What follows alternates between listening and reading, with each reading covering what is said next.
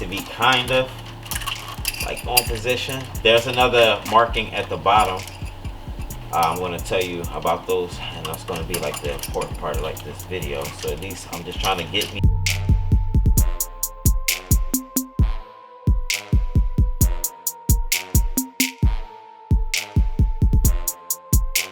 So today we're going to show you how to get the timing set on the latest generation. I believe it's a third generation Pentastar. This is a 2019 Dodge Durango 3.6, and as you can see from the previous video that I posted demonstrating the repair, me trying to rectify the situation of having a cylinder number 2 cylinder misfire, or cylinder number 2 misfire. I'm speaking Spanish, I like to put my words backwards or whatever.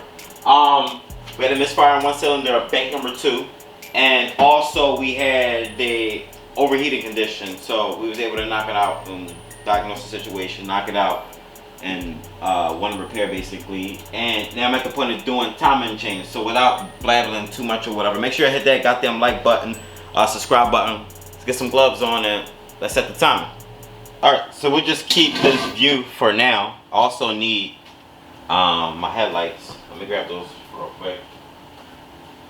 And job like this is complicated, but you need to get it done. So let's get it the hell done. So assuming you work at a Dodge dealership, because a lot of technicians there, you know, they don't like using the instructions that they give on like factory-based instructions. So they'll find themselves on YouTube or whatever, and then you'll find people like me giving out the instructions, or do-it-yourselfers, or this video probably help people out 5-10 years from now. So be it is what it is. Let's get the goddamn content up, get my likes up, and make sure y'all leave a goddamn Cash App, Leekautorepair, Venmo, Leekautorepair. Send me a little tip or whatever. If I'm helping you out, help me the hell out. Information on the screen. Thank you. First things first. So I'm already at TDC. How do I know that? My keyway is facing in a 12 o'clock position. My piston, when I had the head off, it was basically at top TDC. So I really didn't have to turn the crank too much to get it adjusted where it needed to be. So when you see that keyway at the bottom, I probably should give you a picture, right? Keyway at the bottom, make sure it's in the 12 o'clock position. Cool, got my heads on, heads dressed up. I'm valves and all that, camshafts in, cool, torque down, I'm straight. Alright, headlight. So, there's markings that I indicated in the pictures that you should have had seen already.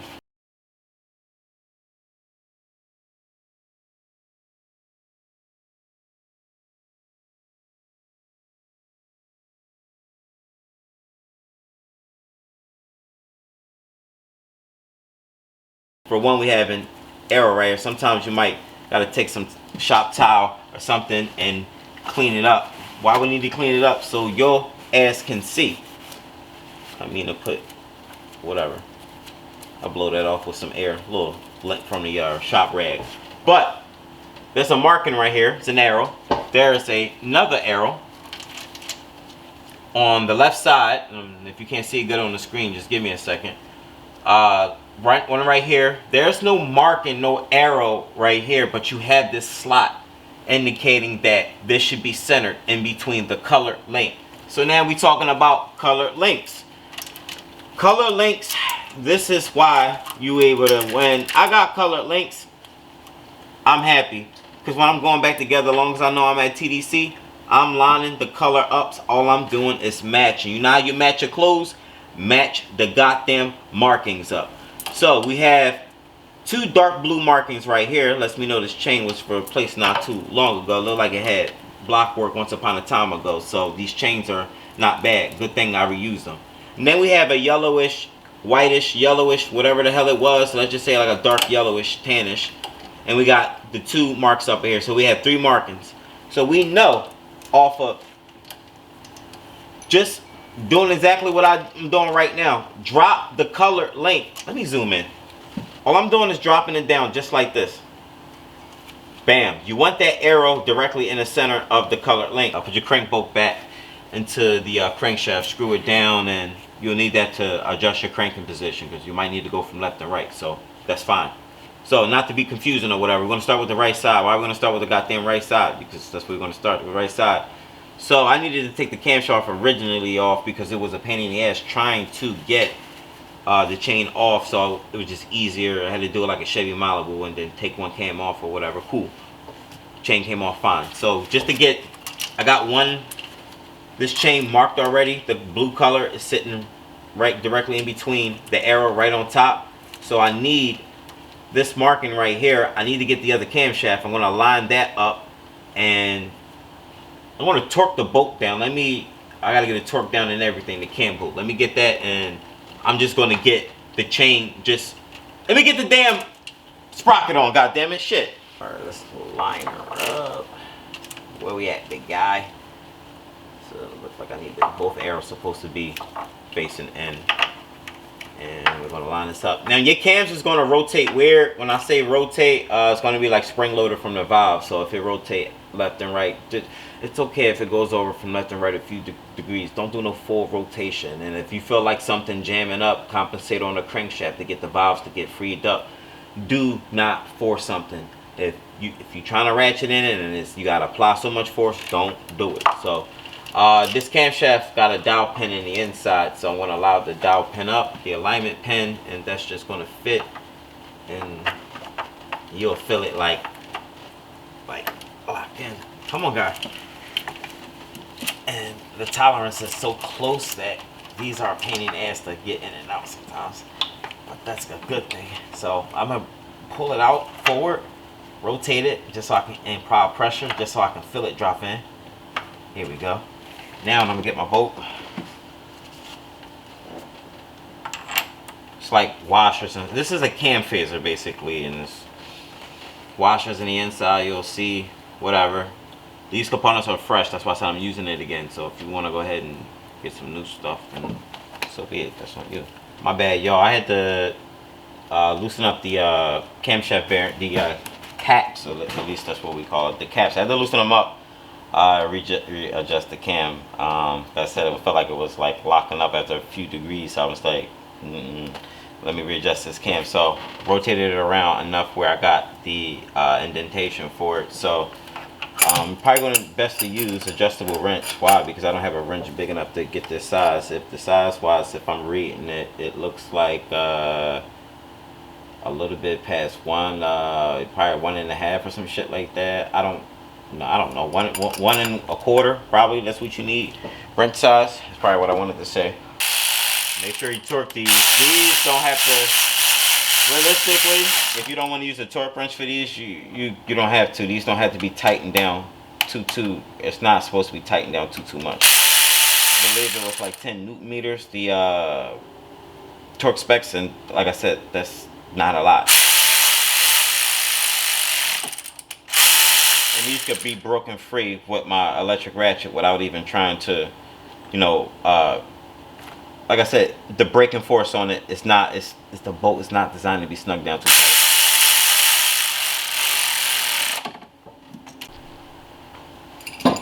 Alright, so start this over.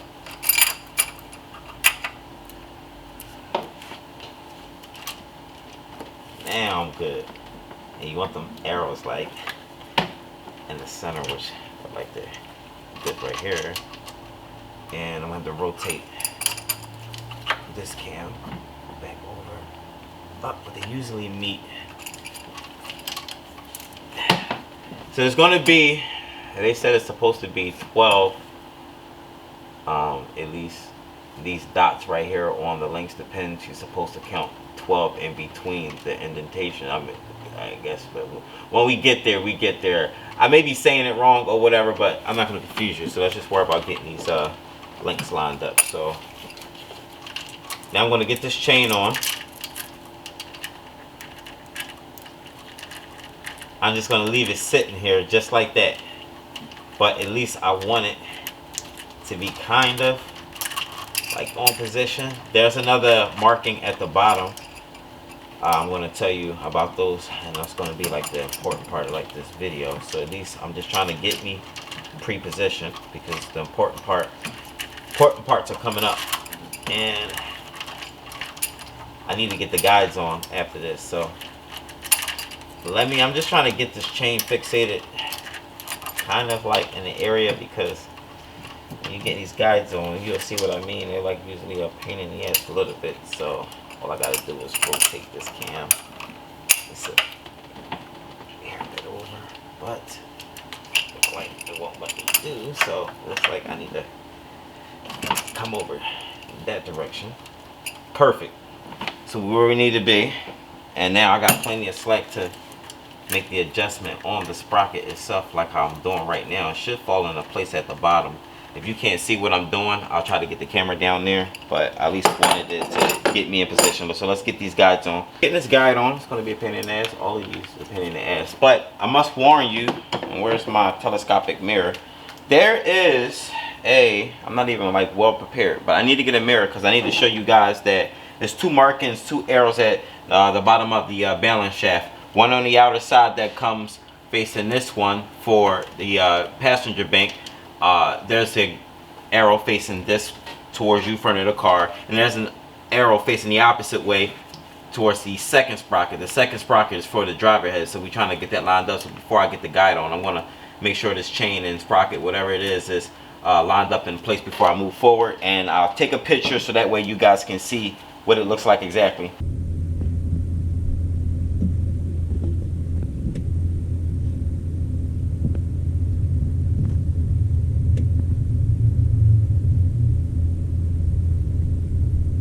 And my apologies if you guys can't see. Well, I'm not really like sorry, honestly. I really don't give a shit. But what I'm gonna do is let's get this on. Just gonna line this crank up. And I'm looking at my telescopic mirror. I can see like the arrow. I'll show you the arrow, but not right now. So let me do what the hell it is I do. I'm looking for that second arrow. Let me get that light up over there. So I don't know why this light is over here. Move! Damn, you in the way. Alright, start over. I guess I should just pull a plunger, but before I pull a plunger, let me make sure I'm Gucci underneath. I don't want to just be doing shit. So it look like we on. I'm on up here, pull my plunger. I'm sorry, the grenade pin. Cool. So now, this side, simple, like I said, don't like, always in my way. Okay, will I say blue, blue, blue, blue, right there. And this one is going to go on the arrow that's facing towards the front of the vehicle. So, let's get this on. I should never put that on like that. Get your ass on. Put them on from the top, and if you need slack, you have to offset it between the camshafts. One here, or at the bottom. You have multiple adjustment points, and here I have plenty. Well, I wouldn't say I have plenty of slack. That's because I'm a tooth off. So let me get this lined up. Best if I take this off. Come on! Get your ass on here. Right there. And let me rotate. There we go. Right there. Let that stay there. So now I'm gonna rotate that forward just a little. Uh-oh, we jumped. I'm still on. But I rotated it forward just a little bit so I can have slack. So now I'm gonna go at the bottom and check to see if I'm close to my marking. And look like, okay. Put you on there. I hope it falls like literally on there, because if it do, I might clap my feet. But look like in this case, it's not. So I might have to rotate the crank just up. All right, so everything in my way. Get the hell out of my way. I'm trying to work my last bolt on this tensioner. The other side don't get a bolt. So let me tighten this down. So I got one more. It's a Torx too, T30. Well, you know that, right? Because you got to the video, right? You took everything apart, so assuming. It's a pain in the ass, yo. Pain in the ass. I really, moving the camera and everything, I'm sorry. I really don't recommend this for nobody. I promise you I don't. It's a pain in the ass. Like, I got a pack of, let me show y'all. I got a pack of Newport 100s that I'm finna smoke. I don't even smoke but I'm finna open this. Once I open this, it's a done deal. It's a done deal. Ain't no going back. What I'm saying, these jobs be stressful. Whatever it is I gotta do to like bring myself at some goddamn comfort, like, at ease or something like that. I don't know. They be a pain in the ass. But I mean, I'm not saying I'm gonna smoke. I'm not like a cigarette smoker. No, I don't do that. But it's getting there to make me feel like I do want to smoke. So let me torque those down. And I believe if I come over once just like that and rotate the cam this way, I'll be on. I'm on at the bottom. It was switched at the 12 o'clock position, and then we'll get the tensioner on. All right, getting the other guide in. Damn, my headlights are like dying. It is what it is. And this one got a lit too. It's always something extra to do. So I'm going to rotate. Everything is always in my way. Okay. Alright, I'm in there. So now I just need to actually get that back out, because I need to get myself timed again. I'm out. So let me rotate this sprocket right there and get the banana clip in. So no, I saw like a commercial, or actually a video. It's like some lady at the Ford factory. She put on a banana clip. The way she put it on was so quick and weird. Obviously, I was there at the assembly line. They do stuff different or whatever. But she called it the banana clip. So that's what I call it, banana clip. But there's no bolt here. It just rests in there. So I'm on here. I'm on right there. I'm on at the bottom. I'm on over here as well. I'm on the other side. What's the next thing to do? We can safely get the tensioner in place. I go. Let me look at this from a different angle. I'm sorry, I had to get the step stool. So if I'm looking correctly, between this arrow, if I follow it straight, we are on. Oh my God, we on. So now, what's next? I'm sorry for the lights keep moving all crazy or whatever, but clearly I'm not properly set up in here. Everything is in my goddamn way. I'm on over here, bottom, up here, over here, and at the bottom. So what's next thing to do? Pour the grenade pin. So that's all it is to it. Alright, so this concludes the video. One thing I could recommend. Get yourself some specialty tools, that the tools they offer. Wow, you can keep the cams locked into place. You got to worry about nothing. It was just because I didn't have specialty tools. The only specialty tool realistically, I had this, and it'd be probably best to double up. I got another one that's an 8-inch. This is just don't expand wider than this. I don't know why. They both 8 inches, but the Husky won't work. What I'm saying is, them adjustable wrenches did help me out. Use some specialty tools to keep them cams locked. So following the directions, you'll notice that in the steps, well, I didn't see it in the steps unless the steps that maybe I looked at that for a different date or something like that. I don't know, but the steps I had, I didn't see any of the arrows pointing to where on the sprocket itself where the chains go. I had to look underneath with a mirror, and I saw 2 arrows, one facing the front of the vehicle, one facing the rear for the other chain. So that's what we went by. So I hope this guide helped you guys out. Leekautorepair. Make sure you guys get on my TikTok, get on my Instagram, follow me on YouTube, hit that like, hit that share. Plenty of car content. I got like over 400 videos. Make sure you guys check me out. And I got a lot of work to do between editing this and getting everything back together. So let's go.